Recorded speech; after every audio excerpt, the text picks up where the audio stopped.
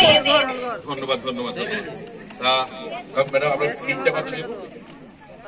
আমি বিনা পয়সায় মানুষের সেবা করি।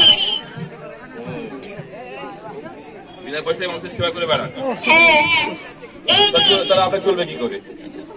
সবাইকে আমি বিনা পয়সায় চিকিৎসা করেন? এই যে ভদ্রলোক বসে আছে, ওর তো মাথা ব্যায়ামও আছে, পারবেন চিকিৎসা করতে?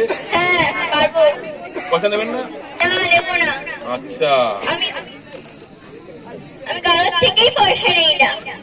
খুব ভালো।